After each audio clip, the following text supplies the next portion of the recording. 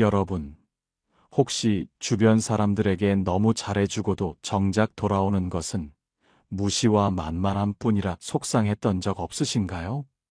나의 호의가 권리인 줄 아는 사람들 사이에서 마음의 상처를 입고 밤마다 이불 속에서 그들의 무례한 말들을 곱씹으며 스스로를 자책하고 있지는 않으신가요? 아마 이 영상을 클릭하신 많은 분들이 비슷한 답답함을 가슴 한 구석에 품고 계실 겁니다. 분명히 나는 예의를 갖췄고 상대를 배려했는데 왜 세상은 그런 나를 더 아껴주기는커녕 오히려 함부로 대해도 되는 사람으로 취급하는 걸까요? 도대체 무엇이 잘못된 것인지, 어떻게 해야 나를 만만하게 보는 그들의 코를 납작하게 해주고 진정한 존중을 이끌어낼 수 있을지 그 답답한 마음을 충분히 이해합니다. 이 문제를 해결하기 위해 우리는 조선 최고의 실학자이자 인생의 쓴맛과 단맛을 모두 보았던 다산 정약용 선생의 지혜를 빌려보려 합니다. 정약용 선생은 화려한 관직 생활부터 18년이라는 긴 세월 동안의 유배 생활까지 인간의 민낯과 권력의 속성을 가장 가까이서 지켜본 인물입니다. 그는 자신을 시기하고 무시하는 무리 속에서도 결코 품위를 잃지 않았으며 말 한마디 섞지 않고도 상대를 압도하는 기계를 보여주었습니다. 오늘 여러분께 들려드릴 이야기는 늘 착한 사람으로 남고 싶어 하다가 결국 주변 사람들에게 만만한 존재가 되어버린 어느 40대 직장인 김민준 씨의 실제 같은 가상의 사례입니다. 그가 정약용 선생의 가르침을 통해 어떻게 자신의 자존감을 회복하고 무례한 사람들을 말없이 제압했는지, 그 과정에서 우리가 얻어야 할 인생의 정수는 무엇인지 지금부터 아주 상세히 풀어나가 보겠습니다. 조선 후기 강진의 척박한 땅으로 유배를 떠났던 정약용 선생은 그곳에서 자신을 멸시하고 조롱하는 수많은 시선을 마주해야 했습니다. 한때 임금의 총애를 받던 귀한 몸이었으나 하루아침에 죄인이 되어 이름 모를 시골 마을에 던져졌을 때 그를 대하는 사람들의 태도는 차갑기 그지없었습니다. 일부 아전들은 그를 만만하게 보고 무례한 언행을 일삼았으며 마을 사람들조차 그를 실패한 관료라 여기며 대놓고 비웃기도 했습니다. 하지만 정약용 선생은 그들과 싸우거나 자신의 억울함을 구구절절 설명하지 않았습니다. 그는 대신 자신의 서재인 다산초당에 틀어박혀 오직 스스로를 닦는 공부에만 매진했습니다. 그는 말했습니다. 무릇 사람이 자기를 귀하게 여기지 않으면 남들도 그를 귀하게 여기지 않는다. 이 한 문장 안에 오늘날 우리가 겪는 인간관계의 모든 문제가 담겨 있습니다. 사람들이 우리를 만만하게 대하는 이유는 우리가 그들에게 너무 친절해서가 아니라 우리 스스로가 자신의 무게를 지키지 못했기 때문이라는 뜻입니다. 정약용 선생은 위엄이라는 것은 겉으로 드러내는 분노나 큰 목소리에서 나오는 것이 아니라 내면의 단단함과 범접할 수 없는 자기 절제에서 나온다고 강조했습니다. 그는 제자들에게 보낸 편지에서 이렇게 썼습니다. 근엄하고 신중하라. 말을 아끼고 행동을 무겁게 하라. 그러면 남들이 감히 너를 업신여기지 못할 것이다. 이 가르침은 오늘날의 복잡한 인간관계에도 그대로 적용됩니다. 우리가 만만해 보이는 이유는 상대방이 나를 공격할 틈을 너무 많이 보여주었거나 나의 감정을 너무 쉽게 노출했기 때문일 가능성이 큽니다. 정약용 선생은 이를 해결하기 위해 자신을 엄격하게 다스리는 신독의 정신을 강조했습니다. 홀로 있을 때조차 흐트러지지 않는 태도를 가질 때 비로소 타인 앞에서도 자연스러운 권위가 배어나온다는 것입니다. 이런 태도는 단순히 타인의 시선을 의식하는 것을 넘어 자기 자신에 대한 깊은 성찰과 수양을 통해 형성되는 내면의 힘을 의미합니다. 진정한 위엄은 겉으로 드러나는 모습보다는 흔들림 없는 내면에서 비롯됩니다. 타인의 평가에 일희일비하지 않고 자신의 원칙을 지키는 견고함은 그 어떤 말보다 강력한 메시지를 전달합니다. 이러한 신독의 자세는 오늘날 복잡한 사회생활 속에서도 자신을 지키고 타인으로부터 존중을 이끌어내는데 필수적인 덕목이라 할 수 있습니다.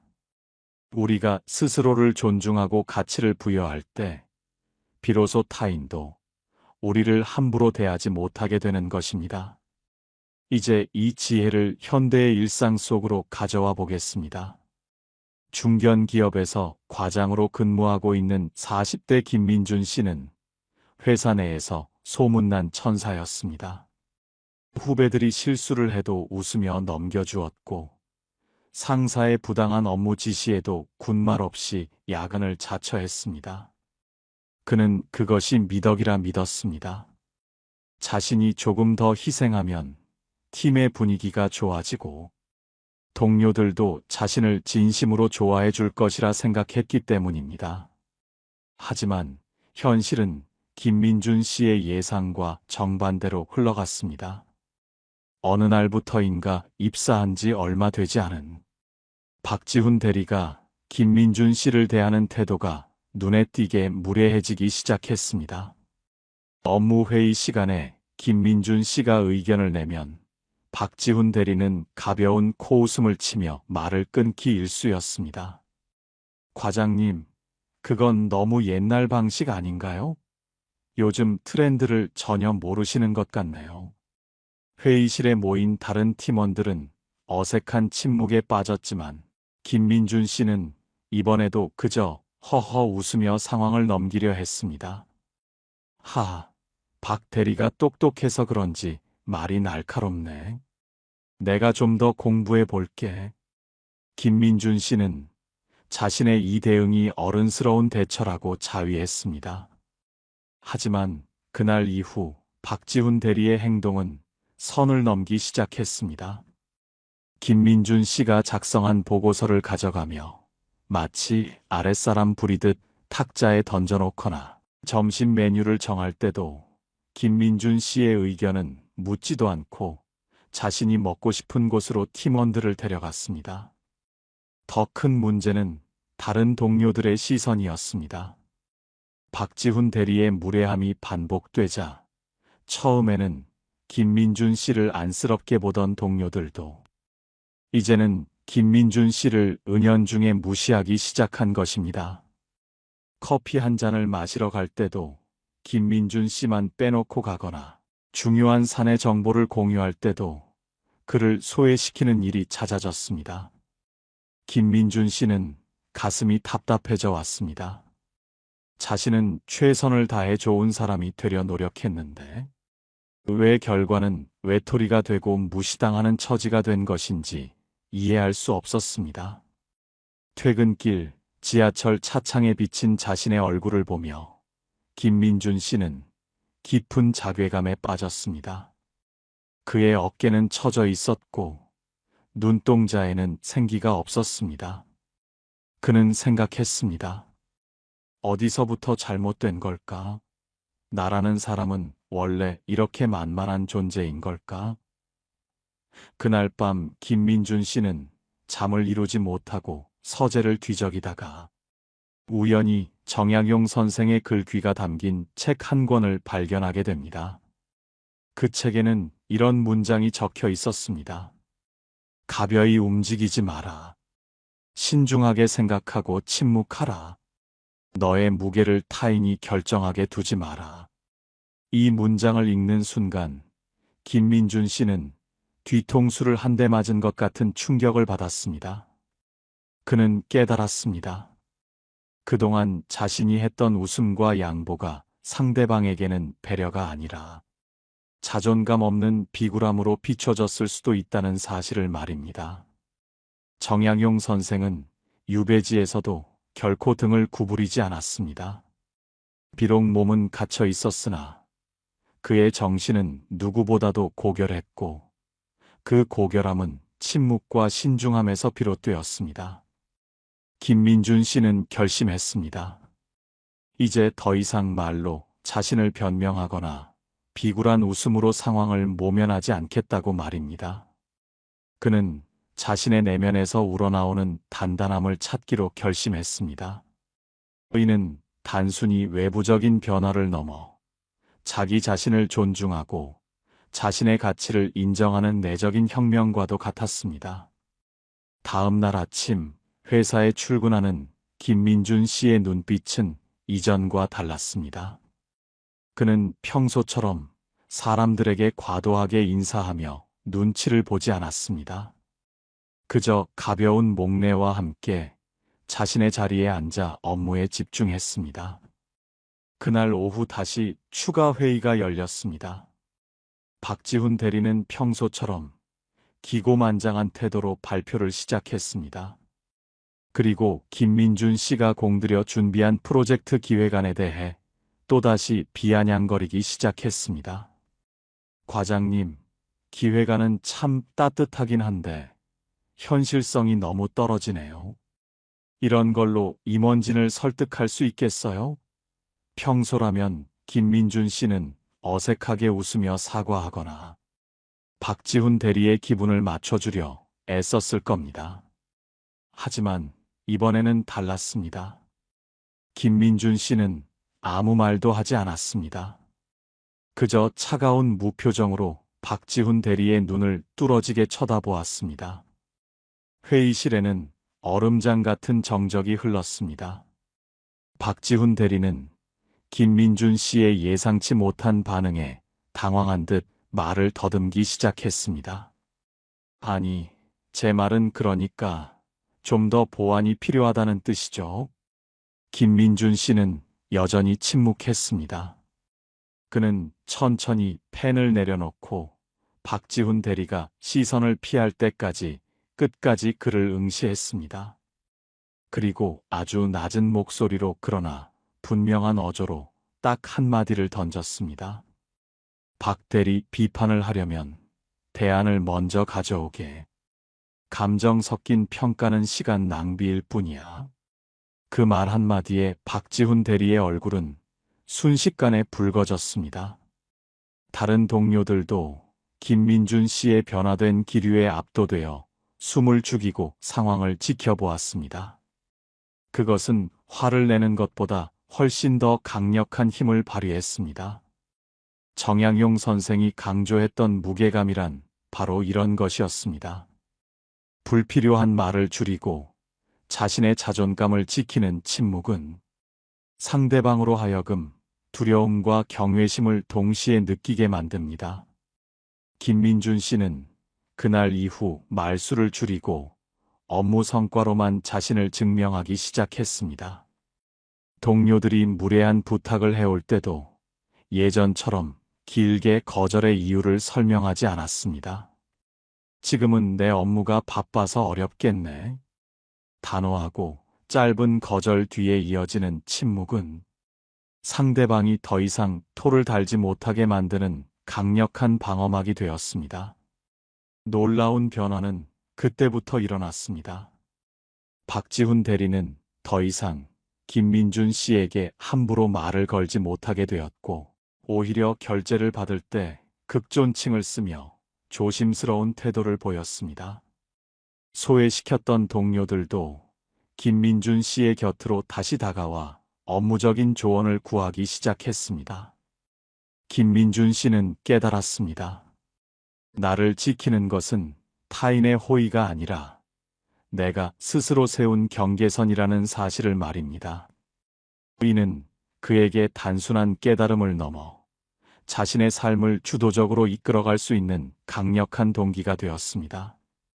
그는 더 이상 타인의 시선에 갇히지 않고 오직 자신의 가치와 원칙에 따라 행동하며 진정한 존중을 얻게 된 것입니다.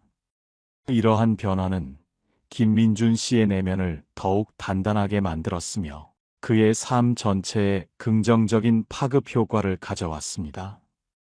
그렇다면 우리는 정약용 선생의 철학을 바탕으로 나를 만만하게 대하는 사람들에게 구체적으로 어떻게 대응해야 할까요? 말없이 상대를 제압하고 나의 권위를 되찾는 구체적인 방법 3가지를 정리해 드리겠습니다. 첫 번째로 실천해야 할 방법은 반응의 속도를 늦추고 침묵의 길이를 늘리는 것입니다. 정약용 선생은 말했습니다. 군자는 그 몸을 무겁게 가져야 한다. 경솔하게 반응하는 자는 반드시 가볍게 여겨진다. 나를 만만하게 보는 사람들은 대개 나의 즉각적인 반응을 즐깁니다. 내가 당황해하거나 억울해하며 변명을 늘어놓을 때 그들은 심리적 우월감을 느낍니다. 따라서 누군가 무례한 말을 던졌을 때 가장 먼저 해야 할 일은 즉시 대꾸하지 않는 것입니다. 잠시 숨을 고르며 3초에서 5초 정도 상대방의 눈을 가만히 응시하십시오. 이 짧은 침묵은 상대방에게 엄청난 심리적 압박감을 줍니다.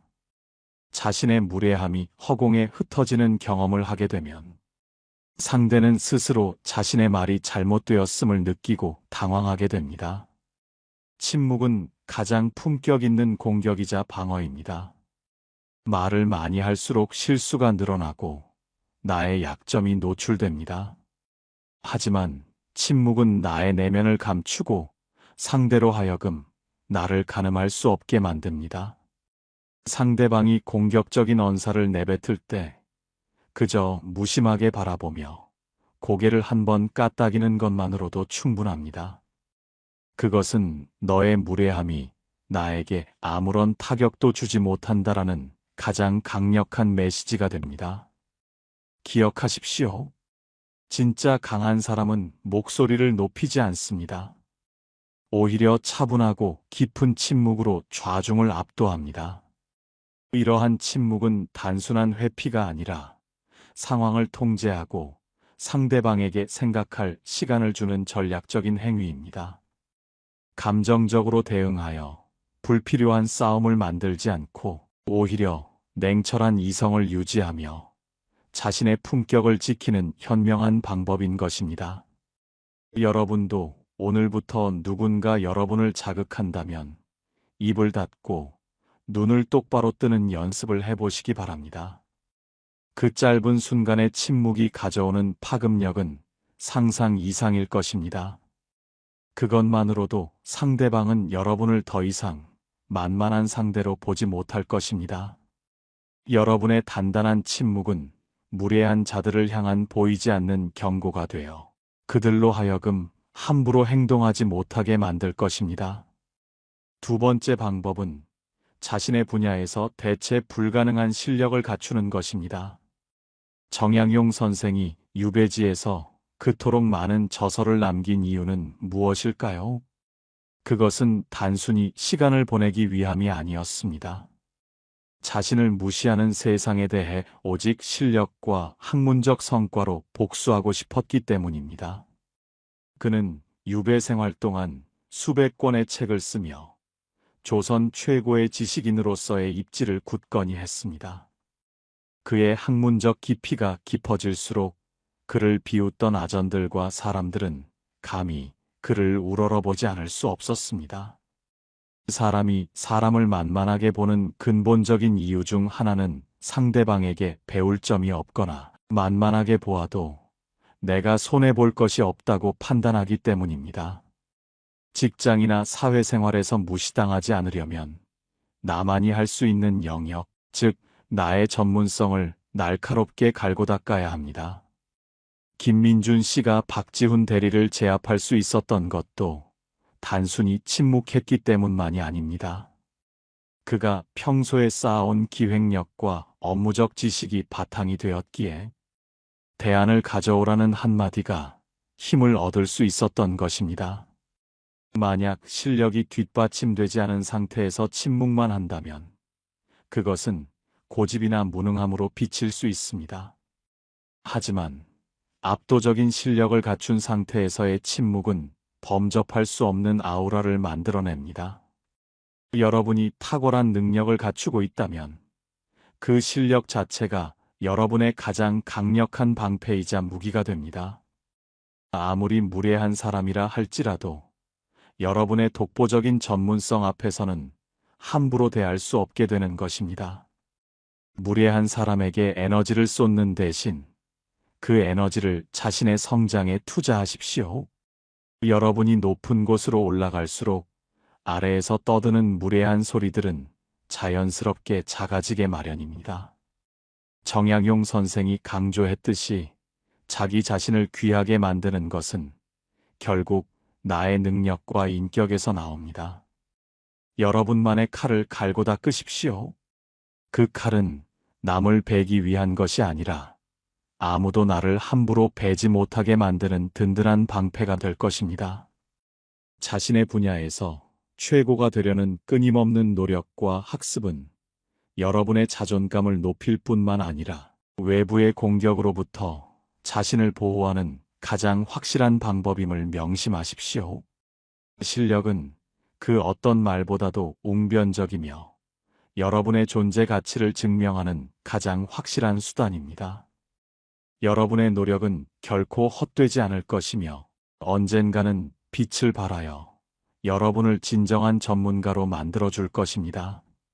세 번째 방법은 명확한 경계선을 설정하고 예외 없는 단호함을 보여주는 것입니다. 정약용 선생은 공직자의 도리를 설명하면서 청렴함과 더불어 위엄을 강조했습니다. 위엄은 공과 사를 명확히 구분하고 법도를 엄격히 지키는 데서 나옵니다. 사람들이 우리를 만만하게 보는 이유는 우리의 경계선이 흐릿하기 때문입니다. 한 번 도와주면 두 번, 세 번 당연하게 요구하는 사람들에게 우리는 좋은 게 좋은 거니까라는 핑계로 계속 문을 열어줍니다. 하지만 정약용 선생은 말합니다. 작은 구멍이 거대한 둑을 무너뜨린다. 무례함도 마찬가지입니다. 처음 한 번의 무례함을 가볍게 넘기면 상대는 그것을 허락으로 받아들입니다. 따라서 무례함이 감지되는 즉시 부드럽지만 아주 단호하게 선을 그어야 합니다. 이때 장황하게 설명할 필요는 없습니다. 정약용 선생이 강조한 것처럼 말은 짧을수록 권위가 생깁니다. 상대방이 선을 넘는 발언을 했을 때 그 말씀은 상당히 불쾌하네요. 주의해 주십시오. 라고 짧게 말하고는 다시 하던 일로 돌아가십시오. 그 이후에 상대가 사과를 하든 변명을 하든 신경 쓰지 마십시오.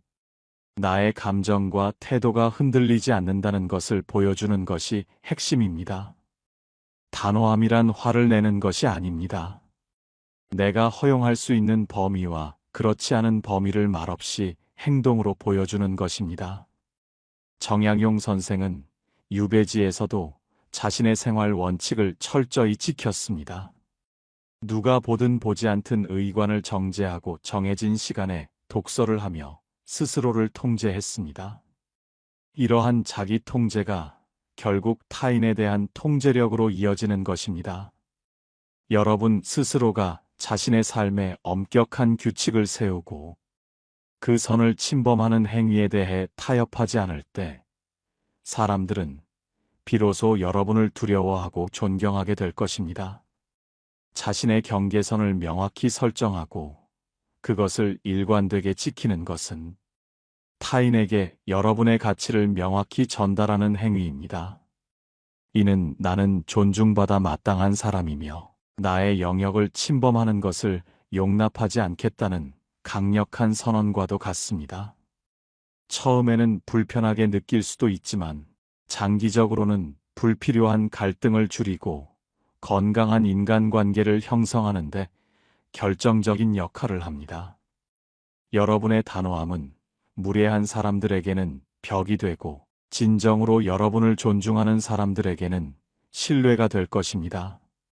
이러한 경계 설정은 결국 여러분 자신의 정신 건강과 삶의 질을 높이는 중요한 요소가 됩니다. 우리는 흔히 착한 것이 선이라고 생각합니다. 하지만 정약용 선생의 가르침에 따르면 자신을 지키지 못하는 착함은 선이 아니라 무지함에 가깝습니다. 진정한 선은 스스로를 귀하게 여길 줄 아는 힘을 가진 후에 비로소 베풀 수 있는 고결한 행위입니다. 남에게 잘해주기 전에 먼저 자기 자신에게 잘해주십시오. 남의 기분을 맞추느라 나의 영혼이 멍드는 것을 방치하지 마십시오. 정약용 선생은 18년의 유배 생활 동안 수많은 배신과 멸시를 겪었지만 끝내 조선의 정신을 바로 세운 위대한 거인이 되었습니다. 그가 지켰던 것은 오직 하나, 자신의 내면에 있는 고고한 선비의 기계였습니다. 세상이 여러분을 만만하게 본다고 느껴질 때마다 정약용 선생의 그 단단한 뒷모습을 기억하시기 바랍니다.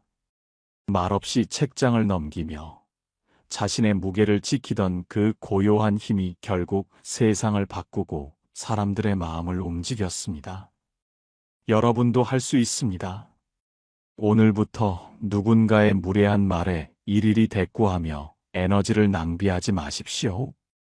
그저 차분하게 침묵하고 자신의 일을 묵묵히 해나가며 필요할 때만 날카로운 진실을 짧게 던지십시오. 그러면 어느 순간 여러분을 만만하게 대하던 사람들은 사라지고 여러분의 존재 자체를 귀하게 여기는 사람들만이 곁에 남게 될 것입니다. 인간관계의 주도권은 목소리가 큰 사람에게 있는 것이 아니라 자기 자신을 가장 깊이 사랑하고 존중하는 사람에게 있습니다. 정약용 선생이 강조했던 것처럼 스스로를 귀하게 여겨 남들이 감히 범접할 수 없는 인생의 무게를 갖추시길 진심으로 응원합니다. 오늘 들려드린 정약용 선생의 지혜가 무례한 사람들, 틈에서 상처받은 여러분의 마음에 단단한 갑옷이 되어드렸기를 바랍니다.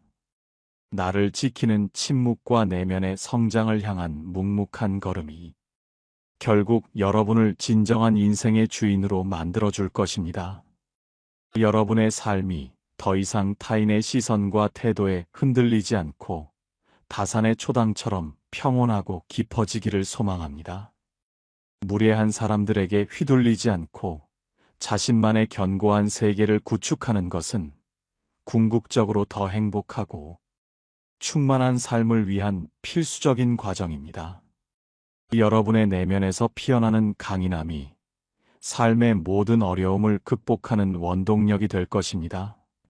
우리는 혼자가 아니며 우리 안에는 이미 강력한 힘이 존재한다는 것을 잊지 마십시오. 이 힘을 발견하고 키워나가는 것이 바로 여러분이 걸어가야 할 지혜의 길입니다. 오늘의 이야기가 여러분의 삶에 작은 등불이 되었다면 지혜의 길을 함께 걸어갈 수 있도록 구독과 좋아요로 따뜻한 마음을 나눠주세요. 여러분의 소중한 경험과 깨달음을 댓글로 공유해 주신다면 그것이 또 누군가에게는 큰 위로와 힘이 될 것입니다. 우리는 다음 시간에도 더 깊은 통찰과 울림 있는 지혜로 다시 만나겠습니다. 평온하고 단단한 하루 보내시길 바랍니다. 감사합니다.